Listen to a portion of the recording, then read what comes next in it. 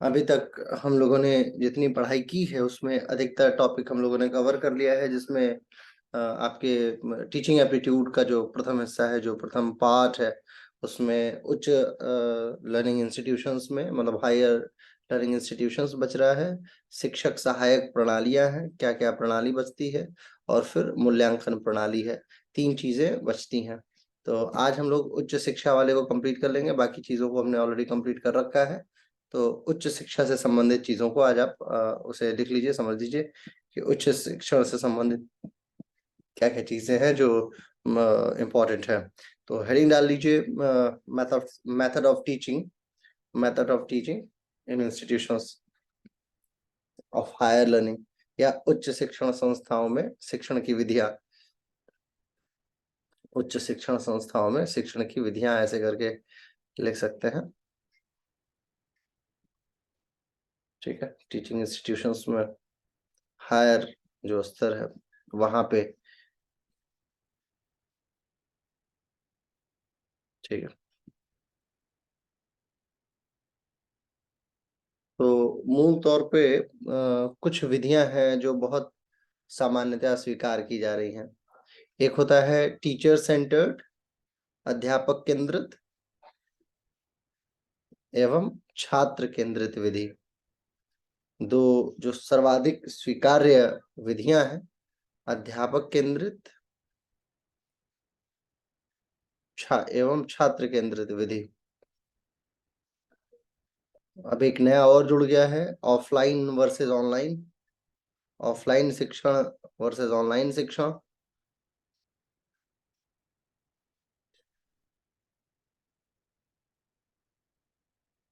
ठीक है, इन्हीं दोनों का अध्ययन हम लोग करने वाले हैं। सो शुरुआत अगर करते हैं टीचर सेंटर्ड वाले से। ठीक है, इसमें कुछ बातें बहुत सकारात्मक तौर पे इन्वॉल्व होती हैं। पहला है आदर्शवाद, आइडियलिस्टिक अप्रोच। देखिए, बटलर के अनुसार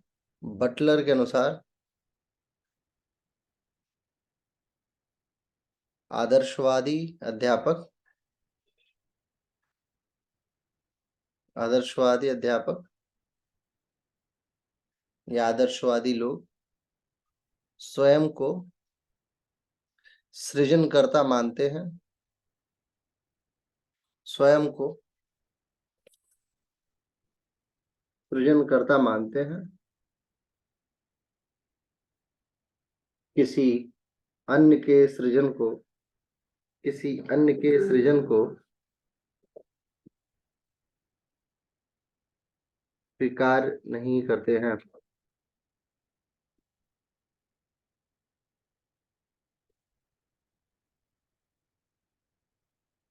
ठीक है, आगे लिखिए। हर्बर्ट के अनुसार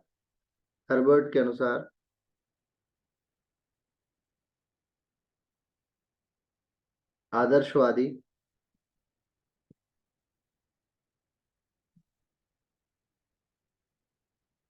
आदर्शवादी शिक्षक परंपराओं मूल्यों का अध्ययन, परंपराओं मूल्यों का अध्ययन एवं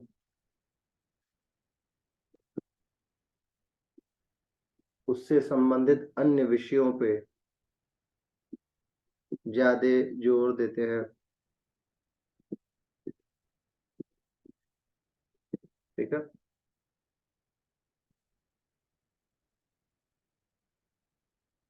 दूसरी विधि है प्राकृतिक। अब जैसे आदर्शवादी था वैसे ही प्राकृतिक विधि।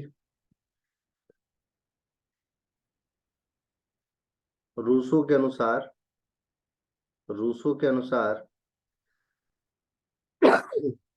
रूसो के अनुसार एजुकेशन यानी कि शिक्षा एक प्राकृतिक विधि है, एक प्राकृतिक विधि है। जीवन की शुरुआत से अंत तक यह विधि चलती रहती है।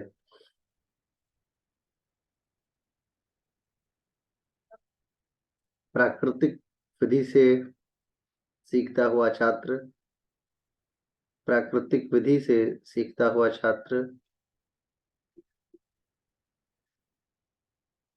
अपने प्राकृतिक मेधा को संजो पाता है, अपने प्राकृतिक मेधा को संजो पाता है।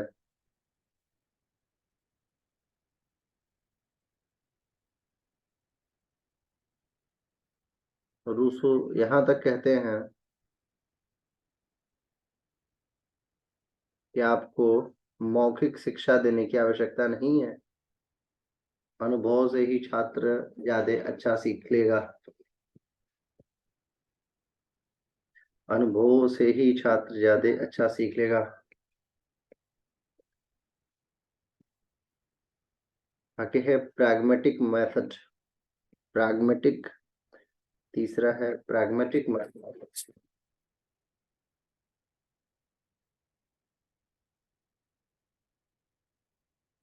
देखिए प्रैग्मेटिक मेथड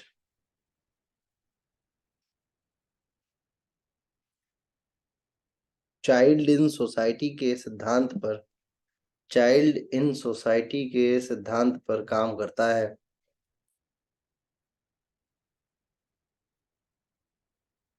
न कि पुस्तक, अध्यापक इत्यादि पर,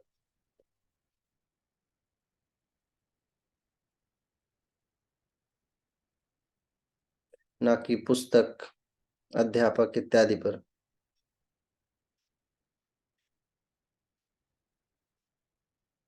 इस सिद्धांत के अनुसार, इस सिद्धांत के अनुसार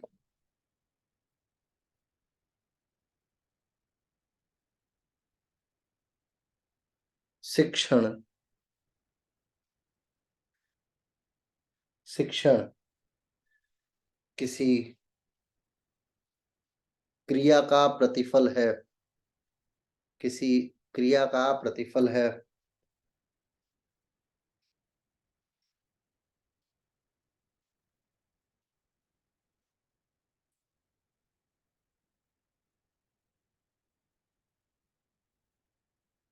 ठीक है,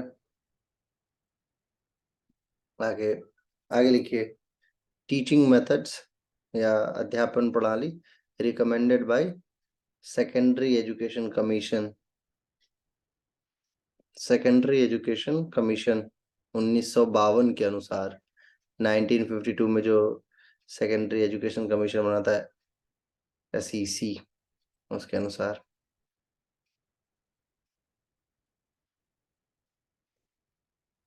देखिए इसके अनुसार अध्यापन की विधि, इसके अनुसार अध्यापन की विधि ऐसी होनी चाहिए जिससे छात्र को सोचने और एक्सप्रेस करने का उपयुक्त मौका मिले,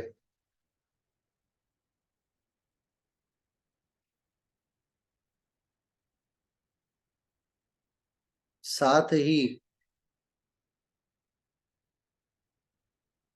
प्रावेक्षिक ज्ञान, प्रावेक्षिक ज्ञान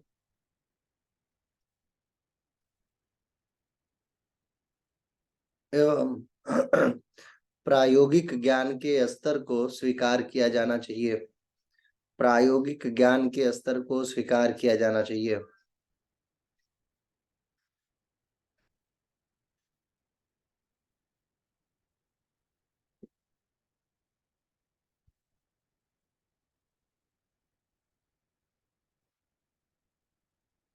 अब आगे एक हमें ग्राफ बनाना होगा, मैं आपको ग्राफ समझा रहा हूँ कैसे बनाइएगा। ठीक है, कॉपी आपकी सीधी है ना, उसको ऐसे कर लीजिए, कॉपी आपकी सीधी है, अब उसको ऐसे कर लीजिए ताकि आपके पास चौड़ाई मिले। ठीक है, और ऊपर लिखिए शिक्षण केंद्रित विधि सबसे ऊपर, और उसके 3 बच्चे बना लीजिए, यानी 3 तीरों से उसे बांट दीजिए, लेफ्ट, मिडिल और राइट में 3 हिस्सों में बांट दीजिए। पहले में लिखिए आधारित यानी कि बेस्ड। शिक्षण केंद्रित विधि में पहला है आधारित, बेस्ड ऑन।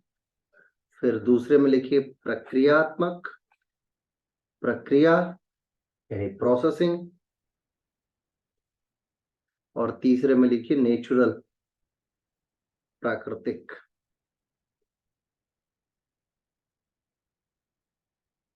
प्राकृतिक। अब पहले में लिखिए, आधारित वाले में लिखिए फैक्ट्स एंड इंफॉर्मेशन, तथ्य और सूचनाएं। Fact and information.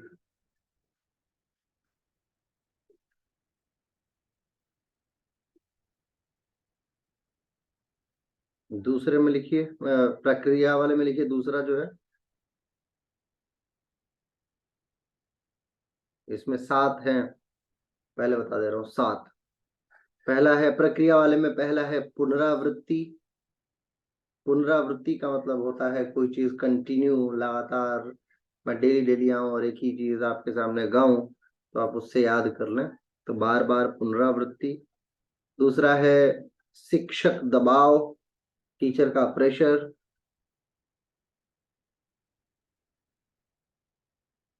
चौथा है स्मृतिकरण, मेमोराइजेशन, जिसको याद कराना बोलते हैं, मेमोराइजेशन।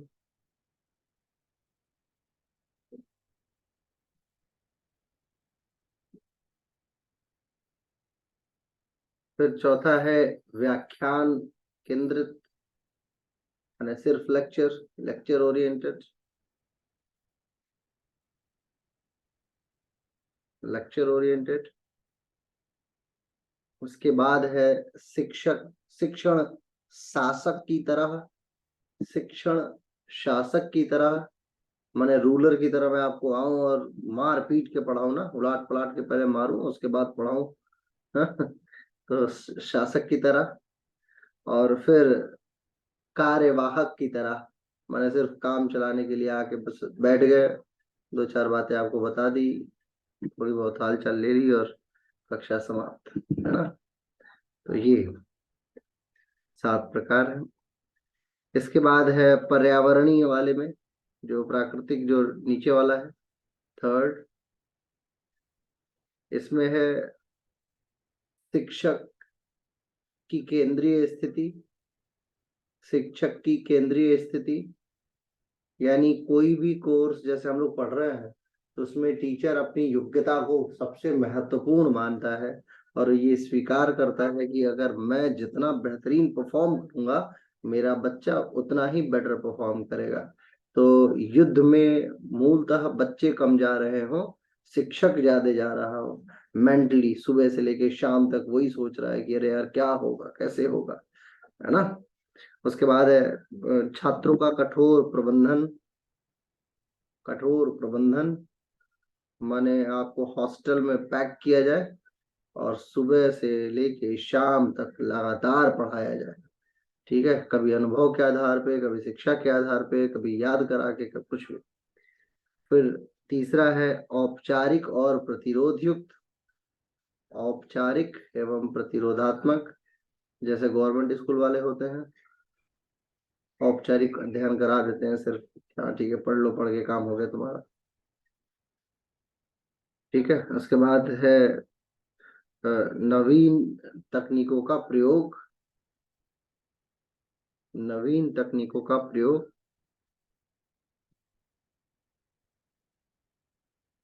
बस ये हो गया। अब आगे लिखिए, क्षमा कीजिए, आगे लिखिए शिक्षण केंद्रित विधियों में, शिक्षण केंद्रित विधियों में कुछ कुछ लोकप्रिय विधियां, लोकप्रिय विधियां। एक है लेक्चर मेथड, लेक्चर मेथड यानी व्याख्यान विधि।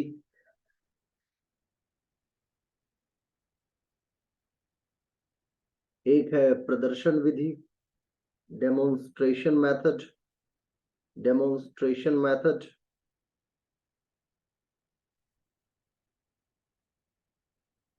तीसरा है ट्यूटोरियल विधि,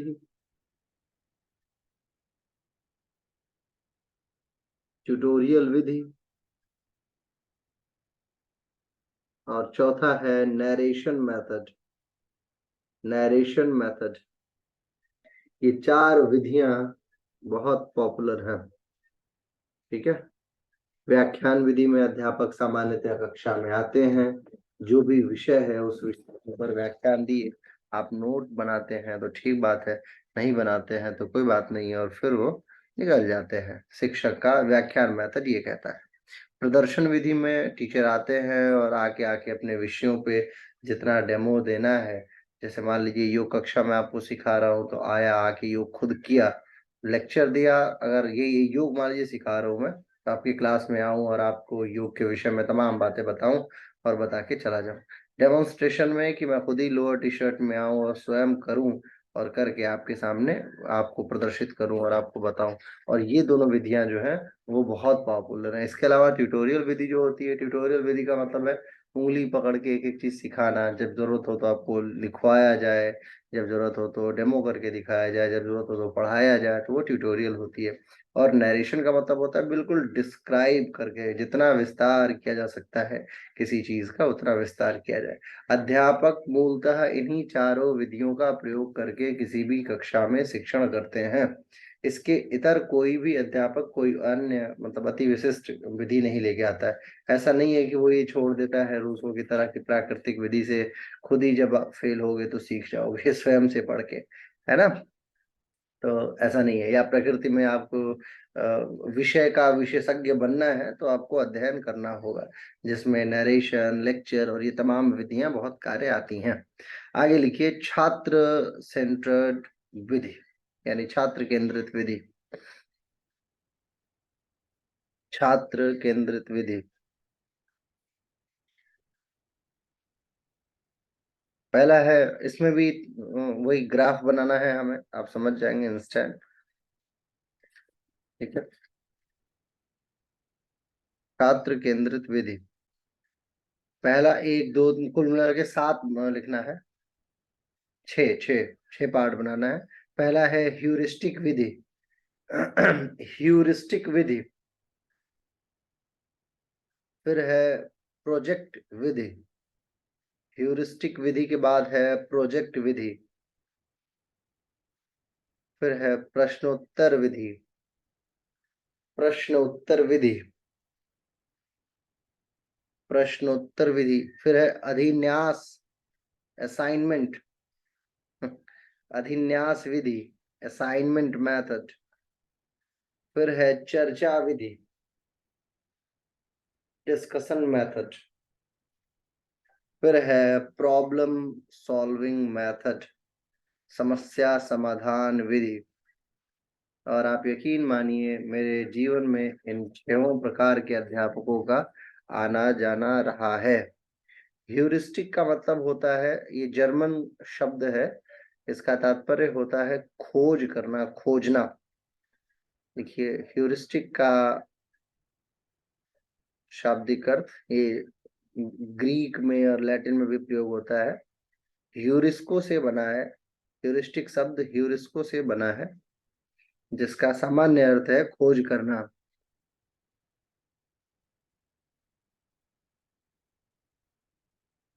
इसमें छात्र, इसमें छात्र अध्यापक के द्वारा दिए गए समस्या का निदान खोज कर लाता है, अध्यापक के द्वारा दिए गए समस्या का निदान खोज कर लाता है, समाधान खोज कर लाता है।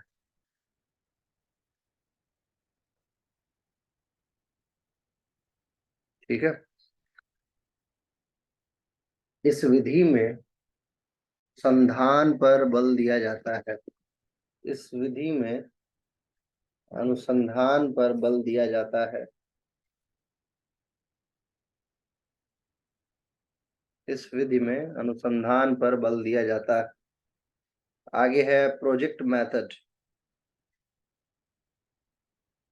प्रोजेक्ट मेथड लिखिए।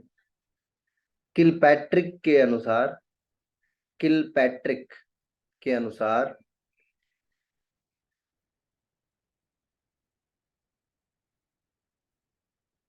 प्रोजेक्ट विधि अति महत्वपूर्ण शिक्षण विधि होती है। अति महत्वपूर्ण शिक्षण विधि होती है जिसमें योजनाबद्ध तरीके से कार्य पूर्ण किया जाता है।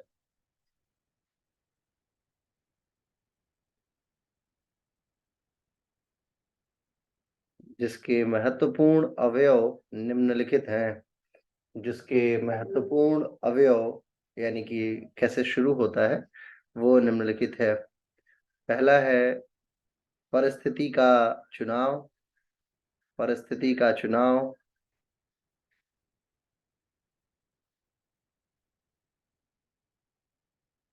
प्रोजेक्ट का चुनाव, प्रोजेक्ट के विधि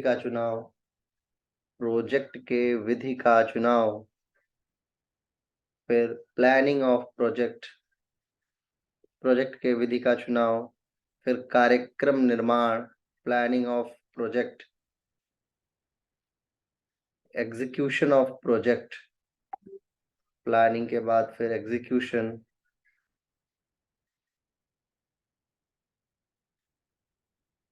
उसके बाद इवैल्यूएशन यानी मूल्यांकन, और फिर प्रोजेक्ट लेखन।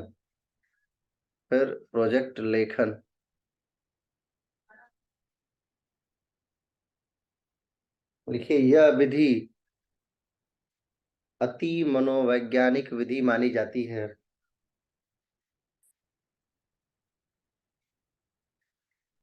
अति मनोवैज्ञानिक विधि मानी जाती है। इसमें नई जानकारियों के स्वीकार्यता का सिद्धांत बढ़ जाता है। नई जानकारियों के स्वीकार्यता का सिद्धांत बढ़ जाता है। छात्र नई जानकारियां स्वीकार कर पाता है।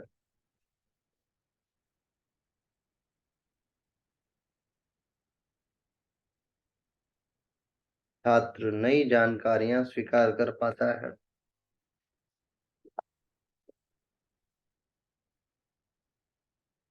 लिखिए, इसके प्रमुख दोषों में अति समय की संलिप्तता,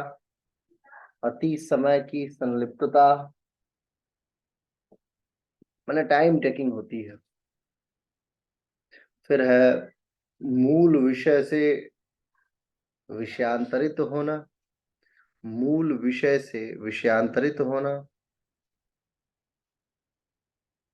क्रमबद्धता का अभाव यानी कंटिन्यूटी नहीं रह जाती है, इत्यादि। क्रमबद्धता का अभाव इत्यादि। आगे लिखिए, क्वेश्चन आंसर मेथड अगला है। प्रश्न उत्तर विधि।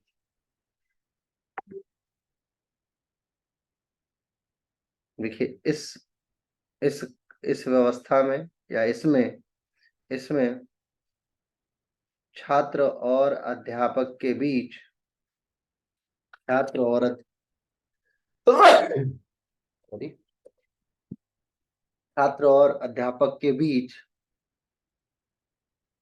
किसी विषय पर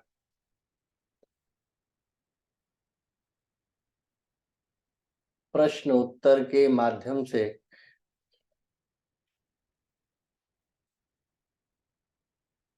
ज्ञान प्राप्त किया जाता है।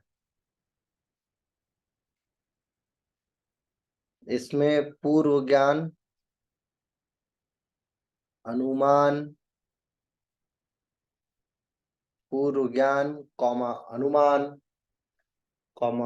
रुचि यानी इंटरेस्ट, पूर्व ज्ञान, अनुमान, रुचि इत्यादि का अभूतपूर्व योगदान होता है।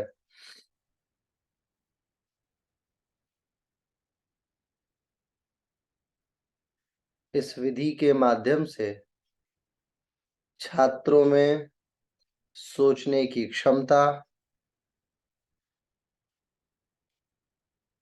विषय को देखने का दृष्टिकोण,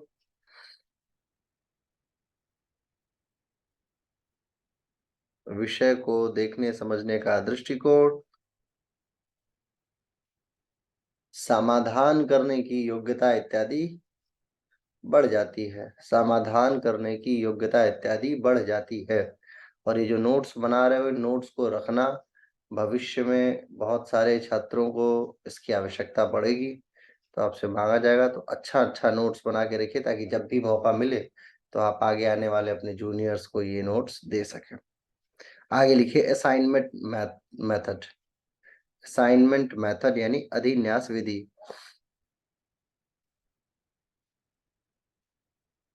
देखिए, इस विधि में पूर्व निर्धारित विषय के प्रति छात्रों के द्वारा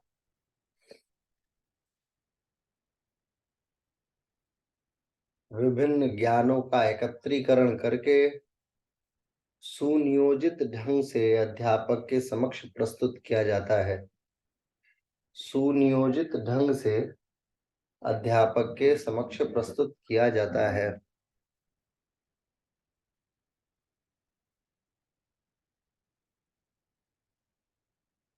इस विधि में प्रगति करने की संभावनाएं, रचनात्मक गुण की अभिवृद्धि, वृहद ज्ञान अन्वेषण यानी रिसर्च, डीप रिसर्च करने की संभावनाएं इत्यादि बढ़ जाती है। वृहद ज्ञान अन्वेषण, रचनाओं की उसके बाद क्या है? क्या लिखा आप लोगों ने? अच्छा, पूरा पढ़ो तो मैं बताऊं। इसमें प्रगति करने की संभावनाएं। हाँ, इसमें प्रगति करने की संभावनाएं बढ़ जाती हैं। साथ में वृहद रचनात्मक अन्वेषण विधि, वृहद रचनात्मक अन्वेषण विधि यानी डीप रिसर्च, इंटेंस रिसर्च की योग्यता बढ़ जाती है। योग्यता बढ़ जाती है।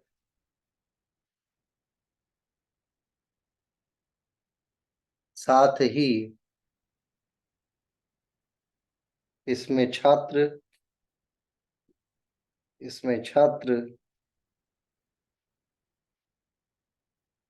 नकल के माध्यम से मूलभूत विषय को कम सीखने का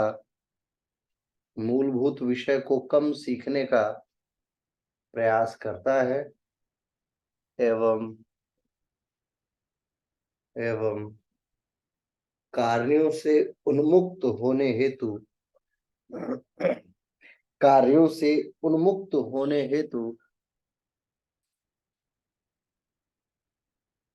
कार्यों से उन्मुक्त होने हेतु ज्यादा क्रियाशील रहता है।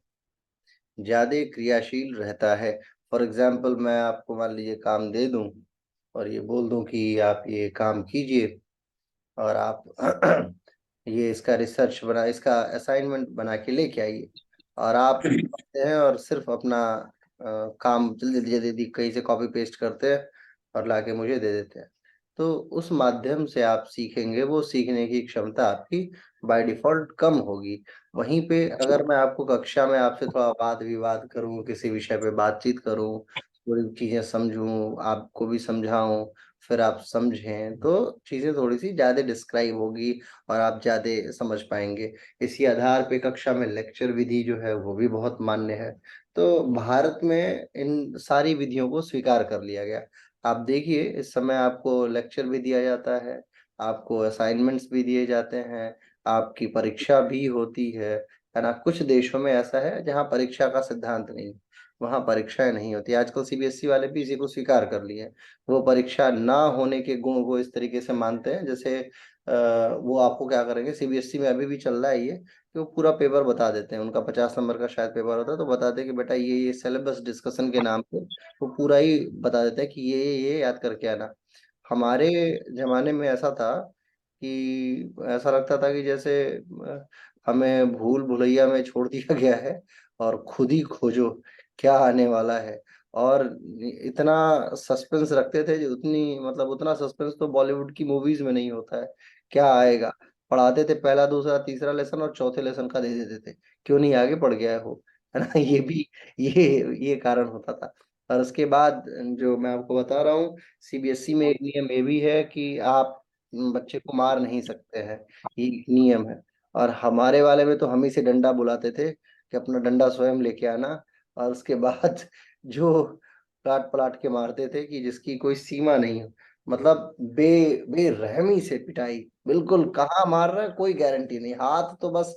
और जब डंडा नहीं हो, ऐसा हो कि टीचर बहुत मारने वाला है, हमारे एक श्रीवास्तव सर थे बेचारे, वो उनको डंडा नहीं मिलता था, उनके उनके लेक्चर तक आते थे, उनका लेक्चर छठवां लेक्चर हुआ करता था, तो डंडा नहीं मिलता था तो डस्टर ले आते थे, वो जो डस्टर जिससे मिटाया करते थे ना ब्लैक बोर्ड पे।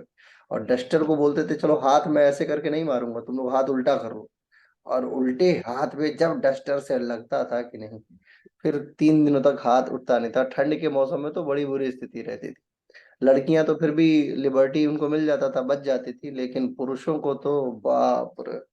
और चूंकि मेरे साथ अच्छी बात ये थी कि मैं थोड़ा कक्षा में ठीक था, अपने मतलब टॉप रैंकिंग स्थान आया करता था, तो मेरे साथ थोड़ा मोह ग्रस्त हो जाया करते थे श्रीवास्तव सर, अगर कभी मेरा काम नहीं पूरा है तो अब क्या करें, उस दिन तो पूरी क्लास बच जाती थी। लेकिन जिस दिन मैं करके लाया हूँ, एक दो और बच्चे थे, एक छोटा सा बच्चा था उसको बाबू बोलते थे, तो जिस दिन दो तीन लोग करके लाए रहते थे और कक्षा नहीं लाए रहती थी, फिर पूरी क्लास, हमारी क्लास के 50-55 लोग सब बुरी तरह पिटाई खाते थे, बिल्कुल रोने, आंसू बिल्कुल यहाँ तक आके रुक जाया करता था, ऐसी स्थिति। तो कहने का मतलब ये है कि शिक्षण, लेकिन ये भी है कि उस जमाने की जो पिटाई है वो आपको ज्यादा योग्य बनाती है, फिर आपकी योग्यता छड़ी लगे छम छम, वो छड़ी फिर लगे छम छम विद्या घम घम।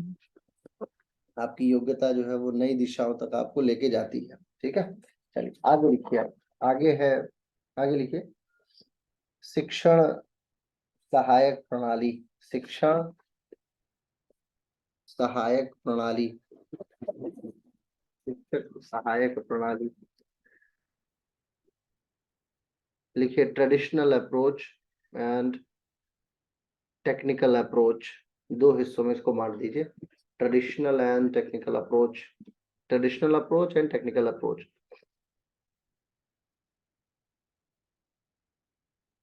ट्रेडिशनल अप्रोच में audio and visual aids, audio visual माध्यम, दृश्य एवं श्रव्य माध्यम, रेडियो के द्वारा, टेप रिकॉर्डर के द्वारा, टीवी के द्वारा देखकर या सुनकर चीजों को याद करना। ठीक है, आगे है क्रियात्मक साधन। क्रियात्मक साधन, इसी में परंपरागत में लिखिएगा ये। क्रियात्मक साधन में क्या होता है, चीजों को जैसे कोई नाटक देख के सीख रहे हैं, नाटक के माध्यम से सीखना, प्रयोगशाला में प्रैक्टिकल करके सीखना, प्रयोगशाला में प्रैक्टिकल करके सीखना, और टूर्स के माध्यम से, भ्रमण के माध्यम से सीखना इत्यादि, भ्रमण के माध्यम से सीखना इत्यादि। और टेक्नोलॉजिकल में, अगला है टेक्नोलॉजिकल में, प्रोजेक्टर के माध्यम से, प्रोजेक्टर के माध्यम से, एनिमेशन के माध्यम से, ग्राफिक के माध्यम से, ग्राफिक के माध्यम से, चार्ट्स के माध्यम से,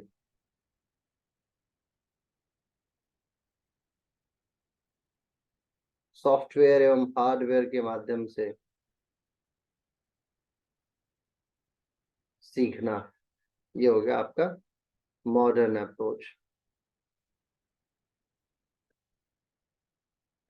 ठीक है।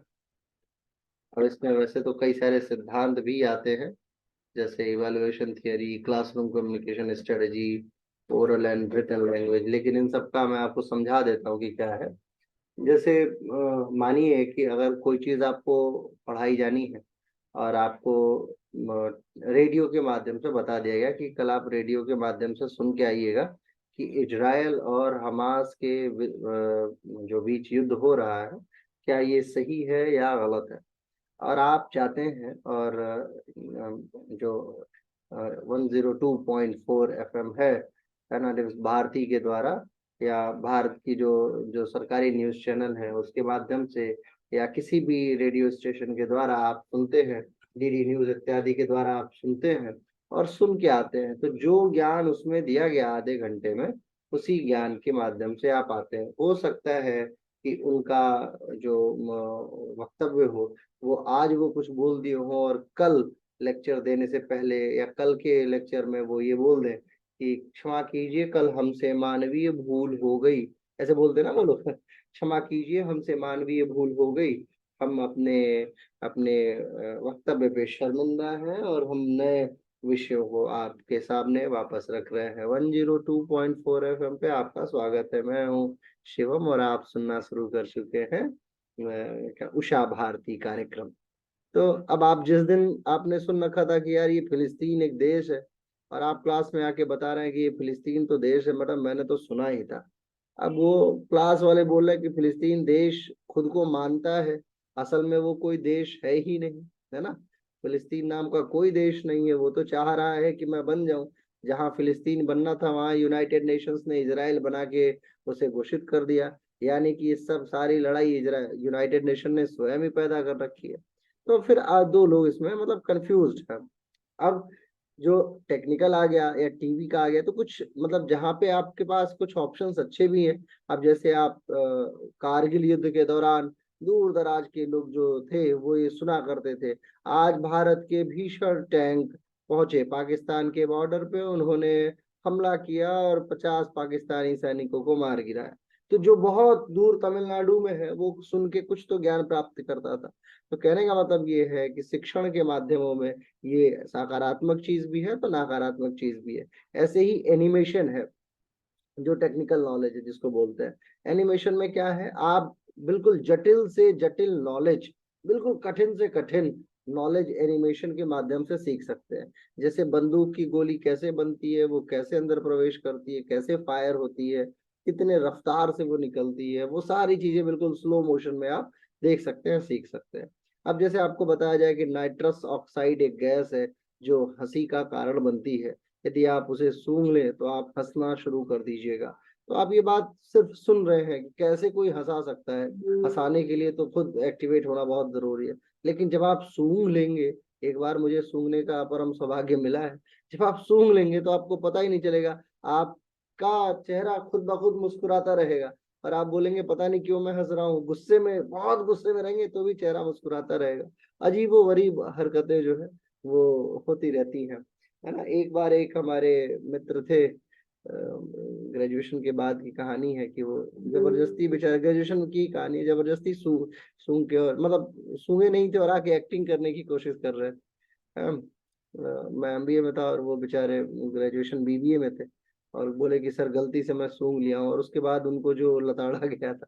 तो कहने का मतलब ये है कि इसका सकारात्मक प्रयोग भी है और नकारात्मक प्रयोग भी है। लोग सुनते हैं और सुने जो देखते हैं उसी आधार पे सकारात्मक दिशा में भी बढ़ सकते हैं और नकारात्मक दिशा में भी। यानी कि ये दोनों जो मेथड है, जो दोनों आइडियोलॉजी है, इन दोनों सिद्धांतों का जो दृश्य श्रव्य साधन होते हैं, ऑडियो विजुअल इफेक्ट होता है या पाई होता है या प्रैक्टिकल होता है, प्रयोगशाला में होता है, तो इन सब में सकारात्मक लाभ भी छात्रों को मिलता है तो नकारात्मक लाभ भी छात्रों को मिलता है। ठीक है, बस ये हो गया समाप्त। अब इसके बाद मैं कल आपको लिखवाऊंगा इवैल्यूएशन प्रोसेस, मूल्यांकन की विधि और शिक्षण अभियोग्यता इसी के साथ समाप्त होती है। शिक्षण अभियोग्यता में अब कोई टॉपिक ऐसा नहीं बचता है जिसको आपको सुनने, जानने, समझने की आवश्यकता हो। ठीक है, फिर मैं आपको 100 प्रश्न लिखवाऊंगा, 100 क्वेश्चंस। ठीक है, 100 क्वेश्चंस में बहुत ज्यादा कठिन क्वेश्चन, जैसे फॉर एग्जाम्पल एक क्वेश्चन आया है जून 2015 में, सुनिए। शिक्षक के द्वारा अध्यापन के लिए उपयोग की जाने वाली तकनीक में निम्न में से क्या शामिल है? ठीक है, प्रश्न है जो मैं भी आपको पढ़ा रहा था। ऑप्शन सुनिएगा, बताइएगा। पारस्परिक क्रिया, सामूहिक कार्य, स्वाध्याय या व्याख्यान। निम्न में से एक या बहुत, बताइए। एक टीचर, प्रश्न है शिक्षक के द्वारा अध्यापन के लिए यानी पढ़ाने के लिए, एक टीचर जो है वो पढ़ाने के लिए कौन कौन सी विधियों का प्रयोग करता है? ठीक है, तो पहला है व्याख्यान, जाहिर सी बात है कि वो लेक्चर तो लेता ही है। ठीक है, व्याख्यान। दूसरा है पारस्परिक क्रियाएं, यानी लेक्चर के दौरान आपस में बातचीत करने का ऑप्शन देना, आपस में बातचीत करके सीखने देना या स्वयं से बातचीत करके सीखने देना। तीसरा है सामूहिक कार्य, ग्रुप टास्क दे देना कि जाओ ग्रुप में काम कीजिए। और चौथा है स्वाध्याय। और कोई जरूरी नहीं कि इसमें एक ही सही हो, इसमें तीन भी सही हो सकता है, दो भी सही हो सकता है। सेल्फ स्टडी को छोड़ के तीनों ऑप्शन सही है। ठीक है, एक कक्षा में वाद विवाद भी होती है, चीजें व्याख्यान में भी लाया जाता है। फिर सामूहिक कार्य, असाइनमेंट देना, टास्क देना, है ना, ये भी शामिल है। स्वाध्याय कक्षा में नहीं होता है। स्वाध्याय का मतलब होता है स्वयं से अध्ययन करना, वो आप घर जाके कर सकते हैं। तो ऐसा प्रश्न आता है, अगर आप बहुत आराम से देखेंगे। एक प्रश्न है शिक्षक की अभिवृत्ति जिसका उसके शिक्षण पर प्रभाव पड़ता है, उसका संबंध किस क्षेत्र से है? शिक्षण की अभिवृत्ति जो होती है, जो एप्टीट्यूड होता है, जो पढ़ाने का गुण होता है, उसका शिक्षण के ऊपर कैसे प्रभाव पड़ता है? कोई छात्र है वो किस प्रकार से प्रभावी होता है? भावनात्मक रूप से, ज्ञान के रूप से, सहजता के रूप से या मन चालकता के रूप से? कुल मिला के देखिए, एक चीज मैं आपको बताऊं कि जब टीचर के साथ जब उसका टीचिंग एप्टीट्यूड शुरू होता है, शिक्षण बहुत भावनात्मक होके पढ़ाता है, बहुत भाव विभोर होके पढ़ाता है, तो ज्ञान के क्षेत्र से कई गुना ज्यादा उसके भावों का प्रभाव पड़ता है। आप जब प्रश्नों को देखेंगे, जब आप उन प्रश्नों को सुनेंगे, आगे एक और प्रश्न है, कौन निम्नलिखित में से ज्ञान संबंधी योग्यता का उच्चतम स्तर क्या है? जानना, समझना, विश्लेषण करना या इवैल्यूएशन करना, मूल्यांकन करना। ज्ञान संबंधी योग्यता का उच्चतम स्तर क्या है? जानना, जानने की जो विधि होती है, वो आप कुछ नहीं भी जानते हैं तो भी अगर आप जानना शुरू कर चुके हैं तो ये बेसिक हो गई। समझना का क्या हुआ? समझना का मतलब आप चाहे बहुत ज्यादा ना जानते हो, बहुत कम भी जानते हो, तो भी आप चीजों को समझ सकते हैं। प्रश्न है ज्ञान संबंधी योग्यता का उच्चतम स्तर क्या है? योग्यता का उच्चतम स्तर है विश्लेषण करना सर। मूल्यांकन करना। जब मैं आपको, जैसे मान लीजिए मैं किसी विषय को जानता हूँ, उसका विशेषज्ञ हूँ, और मैं उसको आपसे कोई बात चल रही है कि फिलिस्तीन अच्छा है कि इजराइल अच्छा है, और मैं उस ज्ञान का, फॉरेन रिलेशंस का, जो इंटरनेशनल रिलेशंस है, उसका विद्वान आदमी हूँ, तो मैं उसको इवेल्युएट करूंगा कि ये ठीक कर रहा है इजराइल की नहीं ठीक कर रहा है। और बिना जाने अगर मैं इवेल्युएट करूंगा तो वो मेरे ज्ञान का उच्चतम स्तर नहीं है। ठीक है ना, इवेल्युएशन का गुण तब है, जैसे मान लीजिए एक आपको मैं एक अलजेब्रा का क्वेश्चन दे दूं, मैथमेटिक्स का क्वेश्चन दे दूं, और आपको दे दूं कि इसका उत्तर निकाल के दीजिए मेरे को, या ये उत्तर निकाला गया, देखिए चेक कीजिए ये सही है कि गलत है, तो आप क्या कीजिएगा? आप उस पर डिस्कस कर सकते हैं, बातचीत कर सकते हैं। मूल्यांकन तो आप तभी करेंगे ना जब आपको वो खुद आता हो। खुद ही ना आता हो तो आप कैसे बताएंगे कि ये ठीक है कि नहीं? जैसे आइंस्टाइन का सिद्धांत है E = mc²। अब आपको पता ही नहीं कि what is E, what is M, what is C, तो आप कैसे बताइएगा कि आइंस्टाइन ने सही कहा है कि गलत कहा है? जब आपके ज्ञान का स्तर बहुत ऊंचा होगा तो ही आप मूल्यांकन कर पाएंगे। तो देखिए, मैं आपको एक बात बताना चाहता हूँ इन प्रश्नों के माध्यम से कि टीचिंग एप्टीट्यूड अगर डायरेक्ट प्रश्न नहीं पूछा, तो डायरेक्ट का मतलब जैसे एक प्रश्न पूछ दिया कि चिंतन की अवधारणा को किसने बताया, ठीक है, अगर ये पूछ दिया इस तरीके का, तब तो अलग बात है। लेकिन अगर ये नहीं पूछा तो बाकी चीजों को आपको आंख बंद करके सोचने की आवश्यकता है बस। बहुत डीप अगर आप सोचेंगे, अभी देखिए कई सारे लोग सही उत्तर सही, सही उत्तर सही, गलत उत्तर दे रहे थे, ठीक है। एक है और प्रश्न है, कौन सा निम्नलिखित में कौन सा शिक्षण का पूर्व निर्धारित स्तर नहीं है? स्मरण याद करना, बोध महसूस करना, परावर्तित चेंजेस जिसको बोलते हैं, विभेदीकरण का मतलब होता है डिफरेंस क्रिएट करना। पूर्व निर्धारित स्तर नहीं है, पहले से ही नहीं बताया गया है। अमर कुमार राणा ने कहा है डी, डिफरेंसेस क्रिएट करना नहीं है। कोई और बताएगा? अमर जी थोड़ी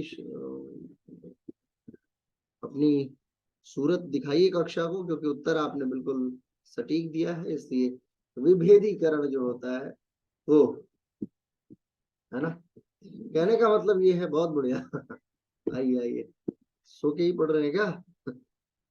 आगे एक प्रश्न है, अच्छा शिक्षक वो होता है जो उपयोगी सूचनाएं देता है, सिद्धांतों को स्पष्ट करता है, विद्यार्थियों को प्रिंटेड नोट्स दे देता है, या छात्रों को सीखने के लिए मोटिवेट करता है?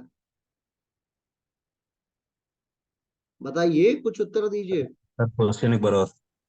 क्वेश्चन है, अच्छा शिक्षक कौन है जो उपयोगी सूचनाएं दे, जो सिद्धांतों को अच्छे से बताए। अब देखिए इसमें लगेगा आपको सारा का सारा ऑप्शन सही है, खास बात इस प्रश्न की यही है, जो उपयोगी क्या है, उपयोगी सूचनाएं दे, सिद्धांतों को स्पष्ट करे, विद्यार्थियों को प्रिंटेड नोट दे दे, और छात्रों को सीखने के लिए प्रेरित करे। छात्रों को सीखने के लिए प्रेरित करे। बहुत बढ़िया, ये ऐसे ही तो उत्तर देना है। ए आप वाला उपयोगी सूचनाएं अगर दे देता है, जैसे मैं आपको बहुत उपयोगी सूचनाएं दे दूं, यानी मैं व्याख्यान स्तर की बात कर रहा हूँ, लेक्चर मेथड की। Lecture method is sufficient but not, माना जितना होता है जितनी पूर्णता चाहिए, not everything for a student, जितनी चाहिए। जैसे लेक्चर में बहुत बढ़िया दे दूं आपको, परंतु आप उससे कितना सीखे ये जरूरी है ना। मेरे तरफ से तो वो बहुत अच्छे से निकला, आप तक कितना अच्छे से काम किया। जैसे चंद्रयान यहाँ से निकला तो बहुत अच्छे से था, लेकिन चंद्रमा पे पहुंचा कि नहीं पहुंचा ये तय करेगा ना उसकी सफलता। एक अध्यापक की सफलता इस बात पर निर्भर करती है कि जो रिजल्ट आया उस बच्चे का वो कितना उचित है। मैं लेक्चर चाहे बहुत बढ़िया दूं, लेकिन अगर चंद्रयान मेरा निकला और वो लैंड ही नहीं हुआ तो मेरा पूरा सिस्टम बेकार हो गया ना। फिर सारे वैज्ञानिक नकारा साबित हो गए, जिन वैज्ञानिकों ने उसे उतारने के लिए बहुत मेहनत की थी, है कि नहीं। तो ये गलत हो गया। उसके बाद है सिद्धांतों को स्पष्ट कर दे। जाहिर सी बात है कि सिद्धांत तो स्पष्ट करेगा ही, लेक्चर देगा तो थियरीज को डिस्क्राइब करेगा ही, लेकिन अगर छात्र को प्रेरित कर दे तो छात्र उसी व्याख्यान में से सवाल निकाल लेगा, फिर सवाल के माध्यम से उत्तर देना शुरू कर देगा, फिर मतलब ये पूरा पूरा डिस्क्रिप्टिव नेचर हो जाएगा फिर, और फिर उसका लाभ ज्यादा मिलेगा। कुल मिला के कल मैं आपको प्रश्न लिखवाऊंगा, कल इवैल्यूएशन मेथड समाप्त करके टीचिंग एप्टीट्यूड को समाप्त कर दिया जाएगा। कोशिश किया जाएगा कि तकरीबन 500 सवाल टीचिंग एप्टीट्यूड्स के मैं आपको लिखवा दूं, ताकि आप उसको समझ के हल करना सीख जाएं। और एक बात याद रखिए, टीचिंग एप्टीट्यूड को जितना आप समझेंगे स्वयं से, क्योंकि आप सभी लोग टीचर हैं, योगा टीचर है ना आप लोग, तो आप अपने अंदर उस गुण को स्थापित करेंगे तो आप स्वयं से जान जाएंगे कि आपको क्या अच्छा लगता है। अधिकतर प्रश्न इसमें से फिर आप सही कर पाएंगे, बहुत ज्यादा कठिन नहीं होगा। ठीक है, चलिए इस कक्षा को अब यहीं समाप्त करते हैं, मिलते हैं 8 बजे कक्षा संख्या। सर थोड़ा सा, सर जी थोड़ा सा ये, जी थोड़ा सा सर, चर्चा विधि और समस्या समाधान थोड़ा सा और क्लियर कर दीजिए। चर्चा विधि का मतलब होता है कि जब भाई कक्षा में कोई बात हो, अब जैसे मान लीजिए मैंने टॉपिक आपके सामने रख दिया, आइए बात करते हैं यूक्रेन, आइए बात करते हैं पर्यावरण की। दीपावली आने वाली है और देश का एक विशिष्ट वर्ग ये कहने पे आ जाएगा कि पटाखों से पर्यावरण में हानि पहुंचती है। आपका क्या मानना है? तो आप बोलना शुरू किए कि सर पिछले 2 वर्षों से यूक्रेन और रूस बड़े बड़े बम फोड़ रहे हैं, उनसे तो पर्यावरण में कुछ हो नहीं रहा है, हम सुतली बम फोड़ेंगे तो हमारा पूरा का पूरा पर्यावरण नष्ट हो जाएगा, पृथ्वी नष्ट होने पे आ जाएगी। तो हमारे सुतली बमों में इतनी ताकत है और उधर यूक्रेन और रूस के बमों की कोई बात ही नहीं करता। इसी बात से आधे लोग एग्री भी कर जाएंगे, बिल्कुल सही बात है, इजराइल डेली 5,000 बम फोड़ दे रहा है, बड़े बड़े रॉकेट लॉन्चर से लॉन्च कर रहा है, बिल्डिंगें गिरा दे रहा है, गाजा को समाप्त करने पे आ गया, और उससे पर्यावरण नहीं खत्म हो रहा और तुम्हारे सुतली बमों से खराब हो जाएगा। और वहीं एक वर्ग जो दिल्ली में रहता है वो ये कहेगा, अरे मुझे उससे क्या लेना देना, रूस से और यूक्रेन से और बाकी हमास से और इजराइल से, मुझे तो दिल्ली देखना है। क्योंकि दिल्ली में जैसे ही इतना पटाखा फूट जाता है और पेड़ की संख्या कम है, लिहाजा यहाँ श्वास लेना भी मुश्किल हो जाता है। तो एक वर्ग जो है वो इस बात पे एग्री कर रहा है कि अरे ये हिंदू धर्म के खिलाफ है सब सारे के सारे, ये चाहते ही नहीं है कि दिवाली मने, पटाखा फूटे। अब श्री राम जब आए थे तो पटाखा थोड़ी फोड़ा गया था, दिए जलाए गए थे ना, दिए जला के स्वागत किया गया था। लेकिन अब पटाखा फोड़ने का गुण आ गया, तो अब पटाखा फोड़ने के लिए उसी में ये कंपनी वाले आ जाएंगे, सब चाइनीज इन्फ्लुएंसर जिसको बोलते हैं, वो बोलेंगे हाँ हाँ ये बताइए, ये तो हिंदू धर्म को खत्म करने की साजिश है। अभी 4 लोगों के बीच में ये बात बोल दी जाएगी, जैसे ही 4 अनपढ़ों के बीच में ये बात बोली गई कि हिंदू धर्म को खत्म करने की साजिश है, ये हम स्वीकार नहीं करेंगे, पटाखा फोड़ेंगे, और फिर वो अपना बीच में दुकान में लगा देंगे, हाँ ये लो मेरा वाला पटाखा ज्यादा बढ़िया है। ठीक है, तो फिर मतलब कहने का तात्पर्य ये है कि जब एक कक्षा में एक विषय पे तमाम बातें होंगी तो उस पे निकल के आती है चीजें कि ये क्या है, ये अच्छी चीज है कि नहीं है। और फिर इसी बात को जब छात्रों को दे दिया जाए कि चलिए अब आप लोग 10 अच्छी बातें लिख के लाइए और 10 बुरी बातें लिख के लाइए, तो 10 अच्छी बातें भी निकल के आएंगी। ऐसा तो है नहीं कि सारे लोग 10 अच्छी बातें नहीं लिख सकते हैं। अभी मैं आपको नया टॉपिक दे दूं, बिल्कुल नया टॉपिक, कि किसी बिल्डिंग के 10वें माले पे फ्लैट खरीदना उचित काम है या अनुचित काम है, उदाहरण है। तो अब आप मुझे लिख के बताइए, तो अब आप अपने हिसाब से समझेंगे ना, हाँ हाँ बहुत उचित कार्य है, 10वें माले पे तो मैं तो कहता हूँ 10वें माले पे ही रहना चाहिए, अगर 20वां मिले तो 20वां खरीद लो, है ना, एक छात्र लिखता है। और दूसरा ये लिखता है कि बहुत गलत बात है, परिवार के लोग थोड़े भी कष्ट में आते हैं तो छत से कूद जाते हैं, लिहाजा ऐसे बिल्डिंगों में, घरों में नहीं रहना चाहिए। एक छात्र लिख के लाता है कि नहीं सर, क्या कहते हैं, शुद्ध हवा आती है। दूसरा बोलता है कि शुद्ध हवा छोड़ो, व्यक्ति से आप दूर हो जाते हैं, जो मूल नीचे जो है प्रकृति है, पृथ्वी का जो स्वभाव है, पृथ्वी का तत्व है, उससे दूर हो जाते हैं। तो कहने का मतलब है कि वो एजुकेशन में फिर प्लस माइनस सारी चीजें डीप स्टडी निकल के आती है। तो मान लीजिए जिसने कहा है अच्छी बात है और आपने उसको बोल दिया नहीं नहीं ये तो बहुत बुरी बात है। जैसे हम लोग अपने स्कूल के समय में ये सारी चीजें किया करते थे। हमारा उद्देश्य ये नहीं होता था कि सीखना सिखाना, हमारा उद्देश्य होता था कि जैसे ही लड़कियां कुछ बोली कि नहीं नहीं सर बहुत अच्छा कर रहा है इजराइल, उसके खिलाफ ही बोलना है। अगर उसने बोल दिया कि नहीं नहीं बहुत बुरा कर रहा है, तो हम बोलते हैं सर क्या बात कर रही है, ये तो बहुत अच्छा काम कर रहा है इजराइल, तो इजराइल को तो उड़ा ही देना चाहिए। मतलब हमारा ये उद्देश्य होता था। और फिर वो जो बोलती थी उसके खिलाफ हमें जीतने के लिए एफर्ट्स लगाने पड़ते थे कि ये चीजें कैसे मैं सही सिद्ध करूं, और उस सही सिद्ध करने में हजारों नई चीजें हम सीख जाया करते थे। तो सीखने की एक क्षमता ये भी तय कराती है, डिस्कशन जो होता है किसी भी विषय पे जब डिस्कस करना शुरू करते हैं तो नई नई अन्वेषण, नए नए चीजें आपके सामने आना शुरू होता है। हमारे यहाँ एक बहुत कॉमन चीज हुआ करती थी, वो थी अंग्रेजी की कक्षा में अंताक्षरी खेलना, है ना। अब हम लोग उसमें पुरुष वर्ग हमेशा हारा करता था। क्यों हारा करता था? क्योंकि हमें एडजेक्टिव का पता ही नहीं था कि एडजेक्टिव में हर बात के अंत में एल वाई लगा दीजिए तो एडजेक्टिव बन जाता है। कोई भी वर्ब जो है किसी भी क्रिया में अगर आप एल वाई लगा दे, जैसे एक्टिव है, तो हम पे अगर ए से बोलना होता था तो हम बोलते थे एक्टिव, ACTIVE। और उधर लड़कियों के वर्ग में एक कन्या थी तो वो क्या बोला करती थी, एक्टिवली। उसको एल वाई लगा के वो क्रिया विशेषण बना के भेज देती थी। अब वाई हम पे आता था तो हमें बोलना होता था यार्ड, YARD, तो फिर वो बोलती थी डंकी, DONKEY। कायदे से 10 शब्द, 15 शब्द, 20 शब्द, हमें वाई से एक समय ऐसा था कि 21 शब्द याद हो गए थे, 21 वर्ड्स। लेकिन अब एडजेक्टिव ही लगाना है तो हर 22वें शब्द के बाद फिर आप क्या करेंगे, हार जाएंगे आप। तो ये इससे 21 शब्द, मतलब नए शब्दों को सीखने का मौका मिला, है ना, बहुत सारी चीजें हम सीख गए। तो ये डिस्कशन मेथड है।